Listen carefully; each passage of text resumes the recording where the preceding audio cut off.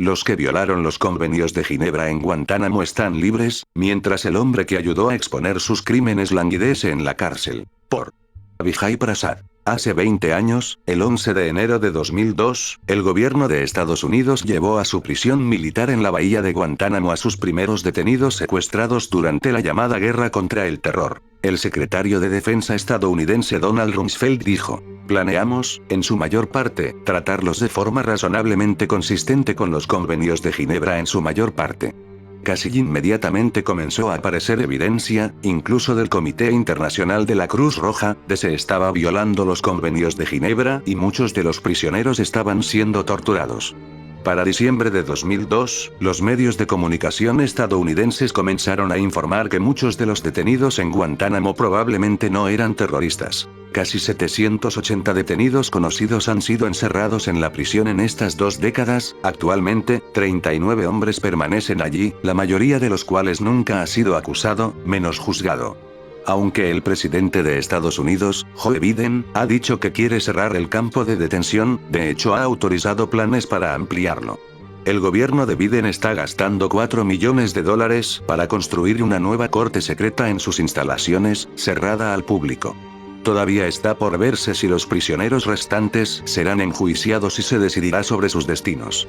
El 10 de enero de 2022, expertos independientes del Consejo de Derechos Humanos de las Naciones Unidas constataron que la bahía de Guantánamo es un lugar de notoriedad sin parangón, definido por el uso sistemático de la tortura y otros tratos crueles, inhumanos y degradantes contra cientos de hombres llevados al lugar y privados de sus derechos más fundamentales.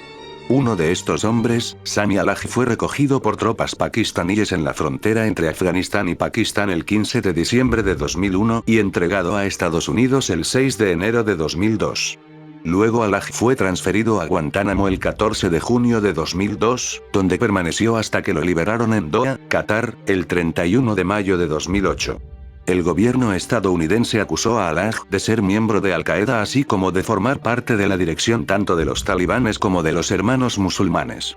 También se le acusó de proporcionar armas y recursos a grupos en Chechenia a través de la organización de caridad saudí Al-Rahman. Conocemos estos detalles sobre Alaj gracias a los Detainee Assessment Briefs, DAB, informes de evaluación de detenidos filtrados a la prensa vía Wikileaks en abril de 2011. Estos hidden files, archivos de Guantánamo, son excepcionales porque cada uno de los DAB nos muestra la desinformación en la base de la guerra contra el terror. Una lectura cuidadosa del DAB de Alaj muestra que no era líder de ninguna de estas organizaciones, en realidad era un periodista de Al Jazeera. Alaj comenzó a trabajar allí a comienzos de 2000 y fue enviado a Afganistán en octubre de 2001 para trabajar con sus colegas Yusuf al-Sholi y Sadat Bulak. No había pruebas de que Alaj fuera miembro de Al-Qaeda, los talibanes o los hermanos musulmanes. Según el DAB, lo llevaron a Guantánamo para proporcionar información sobre el programa de formación de Al Jazeera, así como sobre varios grupos benéficos que funcionaban en Azerbaiyán, Kosovo y Macedonia. En 2007, el abogado de Alaj, Clive Stafford Smith, escribió que su cliente había estado en huelga de hambre por más de 230 días, más del triple que los huelguistas del IRA en 1980. Cuando Alaj llegó a Doha, dijo que había sido interrogado 130 veces, la mayoría relacionadas con su trabajo en Al Jazeera. Los DAB ayudaron a abogados como Stafford Smith a descubrir quiénes estaban tras la valla en Guantánamo y las mentiras que se decían sobre ellos. Gracias a Wikileaks esa información se hizo pública. Ningún responsable por los crímenes de Guantánamo ha sido juzgado por uso sistemático de la tortura, como han señalado LXS experts en derechos humanos. Mientras que el cofundador y editor de Wikileaks, Julian Assange, está en la prisión de Belmarsh, el Guantánamo británico. Estados Unidos quiere extraditarlo para que se enfrente a acusaciones de espionaje. ¿Quién es Julian Assange y por qué Estados Unidos está tan desesperado por su extradición? Junto con la Asamblea Internacional de los Pueblos, el Instituto Tricontinental de Investigación Social ha elaborado la siguiente alerta roja: no se liberen a Julian Assange. ¿Quién es Julian Assange y qué es Wikileaks? Julian Assange es un periodista y editor australiano que cofundó Wikileaks en 2006. Wikileaks es un sitio web diseñado para publicar documentos filtrados de forma anónima por funcionarios de gobiernos y empresas. El proyecto se inspiró en la publicación de Daniel Ellsberg, Pentagon Papers, en 1971, documentos internos del gobierno estadounidense que mostraban el alcance de su engaño al continuar la guerra de Vietnam. Entre 2006 y 2009, Wikileaks publicó una serie de importantes documentos que contenían revelaciones como la lista de miembros del fascista Partido Nacional Británico, 2008, el escándalo petrolero Petrogate en Perú, 2009, y un informe sobre el ciberataque estadounidense-israelí a las instalaciones de energía nuclear iraníes, 2009. En 2013, la Federación Internacional de Periodistas calificó a Wikileaks de nuevo tipo de organización de medios de comunicación basada en el derecho del público a saber. En 2010, mientras estaba en Irak, la analista de inteligencia del ejército estadounidense Chelsea Manning descargó cientos de miles de documentos, incluidos vídeos, de los servidores del gobierno estadounidense. Los envió a Wikileaks con una nota que decía: "Este es posiblemente uno de los documentos más significativos de nuestro tiempo, que elimina la niebla de la guerra y revela la verdadera naturaleza de la guerra asimétrica del siglo XXI". En noviembre de 2010, Wikileaks se asoció con periódicos importantes, Der Spiegel, El País, The Guardian, Le Monde, The New York Times, para publicar los cables diplomáticos, Cablegate, que procedían del paquete de documentos de Manning. Wikileaks también publicó Iraq War Logs, registros de la guerra de Irak, y Afghan War Diary, diarios de la guerra de Afganistán, que contenían materiales que sugerían que las fuerzas estadounidenses habían cometido crímenes de guerra en ambos países.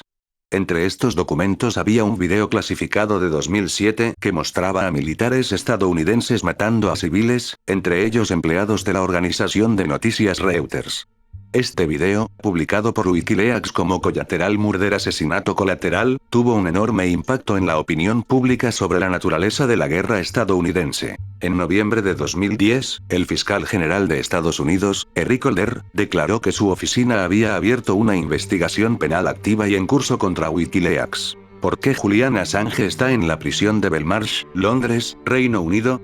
A principios de diciembre de 2010, altos cargos políticos estadounidenses pidieron a su gobierno que procesara a Assange en virtud de la Ley de Espionaje, 1917. Las acusaciones de agresión sexual en Suecia metieron a Assange a una red legal.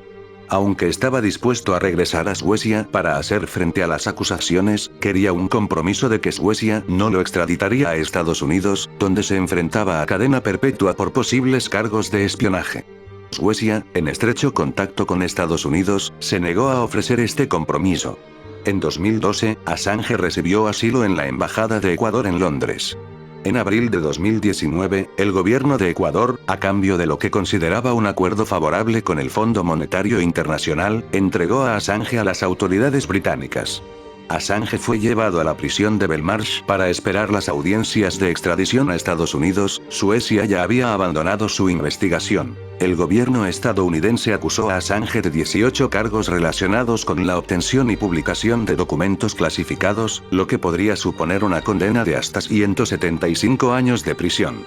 Sin embargo, 17 de estos cargos solo se presentaron después de que Assange pasó a custodia británica. Inicialmente, Assange solo fue acusado de conspirar con Manning para descifrar una contraseña y hackear el sistema informático del Pentágono, lo que por sí solo conlleva una corta pena de prisión de hasta 5 años. El problema aquí, al parecer, es que el gobierno estadounidense no tiene pruebas de que Assange haya conspirado con Manning para entrar en los servidores estadounidenses. Manning dice que actuó sola en la adquisición y entrega de los documentos a Wikileaks. Entonces, el gobierno estadounidense pretende llevar a Assange a Estados Unidos para ser juzgado bajo la ley de espionaje por solicitar, obtener y luego publicar información clasificada, es decir, precisamente el trabajo de un periodista de investigación.